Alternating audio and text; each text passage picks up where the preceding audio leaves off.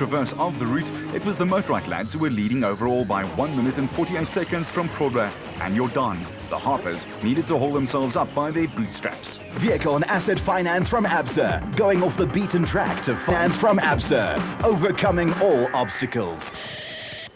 The 2007 Toyota Dealer 400 continues, and with more than 200 Ks to the finish line, the majority of starters who still found themselves in the race had their work cut out for them.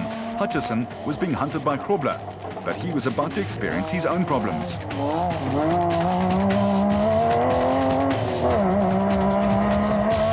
The mountainous forest tracks needed complete concentration, and that's where Cox and Ter Stege came into their own.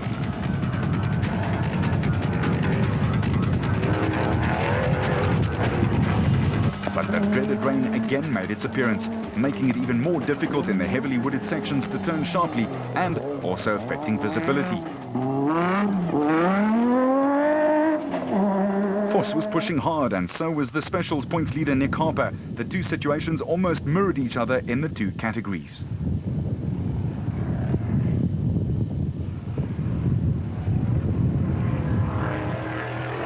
Higher up, the sunshine made way for rain and at times sleet and hail. Not ideal racing conditions, to say the least.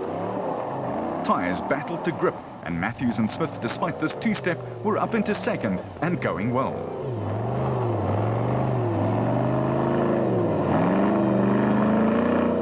That's where clutches take a battering. It may have been Christmas card pretty, but not so for the racers.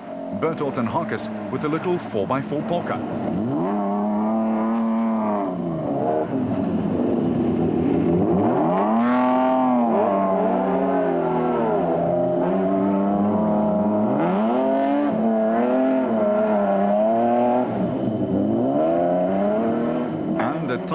It was like a skating rink out there. Corbett and Moore were a model of consistency, and the Nissan Navara was still sounding in fine voice. They were fifth fastest on Loop 2.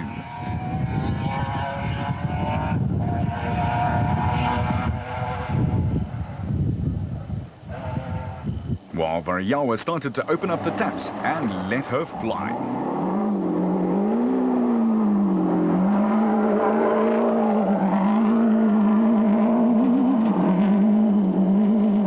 Marsh was driving well, and that allowed Groenewald to do an early victory sign. They were going strongly after all.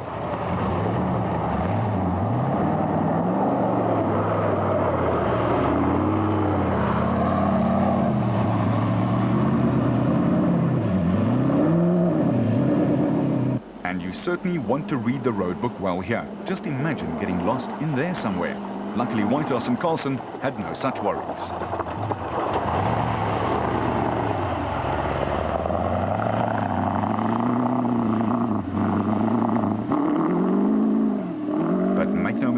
The conditions were really exacting.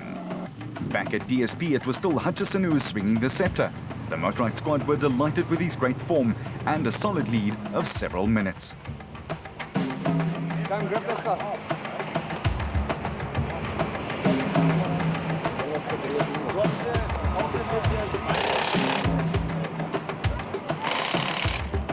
As the teams all went to work, and in the Nissan enclosure, Krobler and Vos were separated by just a few seconds as he had charged back almost 8 minutes faster than his more illustrious teammate, and he was in the lead.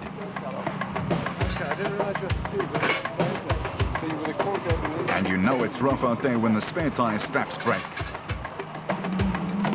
For the Harpers, there was only one thing to do: keep it steady and aim to finish. But the pit crew certainly had their work cut out for them as well.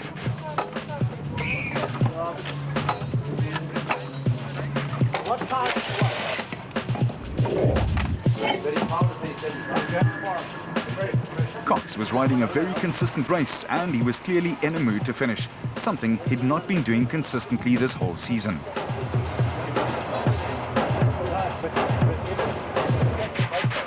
While the other crews were all trying to maintain a semblance of organized chaos in their various enclosures.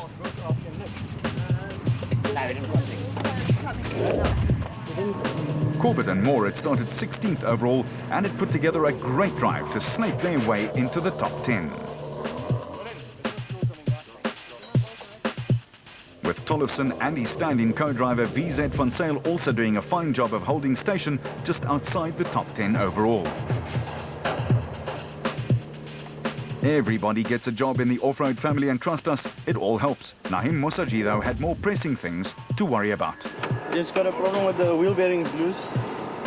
Chafing on the caliper, and we were losing a bit of brake, so I think it's just that. Hopefully we get it sorted out quickly and we can move again. And things were not going well for the Toyotas. Yanni Visser and Joks Leroux were at least leading Class E, but there were some worried faces around the Castrol Hilux. As for Berthold and Houtensteed, well, they'd obviously hit something rather solidly, and they'd had some water troubles too. Bit of a hard day. Got a slow puncture in a massive rainstorm. The car then slid into the ditch while the wheel was flat. You couldn't pull it out. It went deeper into the ditch.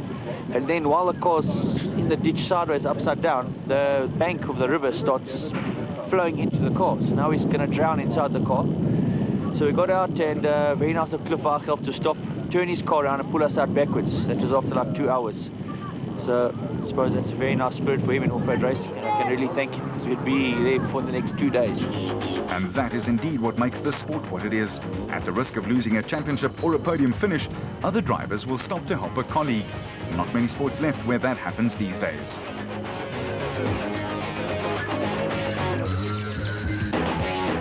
With just one loop of slightly more than 100 k's to go, it was Vos and Pitchford who led Grobler by 3 minutes and 9 seconds, while Hutchison and Bergman were almost 8 minutes ahead of the championship leader, Nick Harper.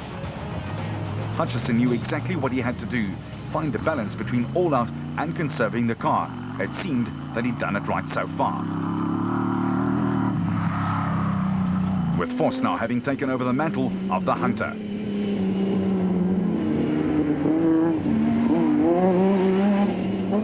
And Grobler doing exactly the same in his stablemate's dust.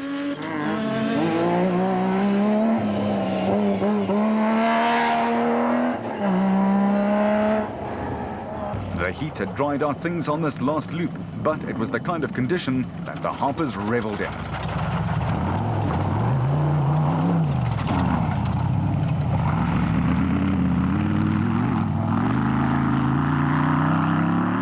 On elapsed time, Matthews and Smith were firmly ensconced in second place, about 4 minutes ahead, and they knew that they just had to hold station.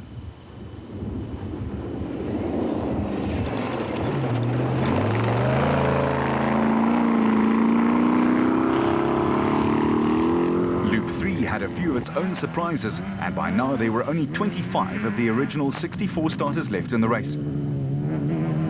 Okay, you take the high road, and I'll take the low road.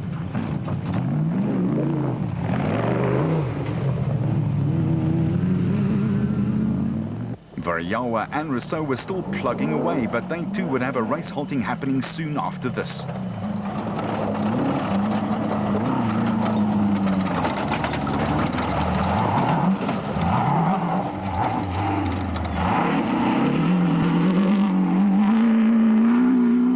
The Century Properties Development Nissan with Corbett and Balzar aboard was still flying along too, and would again clock the 4th fastest production car time for the last loop. With Marsh and Groenewald getting to grips with the terrain and slotting into 5th place quite comfortably.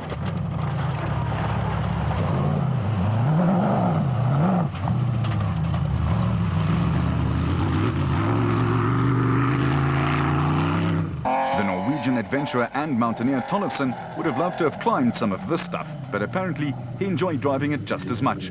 They were up from 18th place, a grand show.